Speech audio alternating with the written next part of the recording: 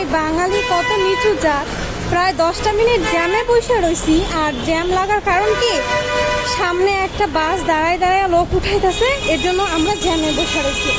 মানে টোটালি ভাবা যায় যে তোরা কত বড় নেমু হারাম, যে রোজার ভিতরে মানুষ এত কষ্ট করে যাতায়াত করতেছে, সে ভিতরে ওরা প্রায় এতক্ষণ একটা মানুষে বসায় রাখছে জ্যামের ভিতরে।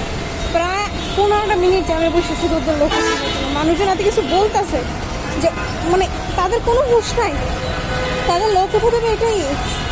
আমাদের দম বেড়ে যেতেছে ট্রাভেল করতে যায়, জার্নি করতে, কিন্তু তাদের ওটা না, তাদের লোক উঠাইতে হবে। কত বড় বেয়াদব। আমি যখন ওই জিনিসটার প্রতিবাদ করতে গেছি যে আপনারা এতক্ষণ দাঁড়া করে রাখছেন, আমাদের লেট হইতেছে বা আমাদের তো কাজ থাকতে পারে, এখন লোকটা বলতেছে কি যে আপনি মহিলা মানুষের সাথে কথা বলতেছেন কেন। আমি বলতেছি বিপদ তো মহিলা মানুষ পুরুষ মানুষ দেখে আসে না, বিপদ কখনই মহিলা মানুষ পুরুষ মানুষ দেখে আসে না। আর দ্বিতীয়ত কথা, আমাদের কত তাড়া থাকতে পারে, আপনারা কোনো কারণ ছাড়াই আমাদেরকে ওয়েট করাইতেছেন।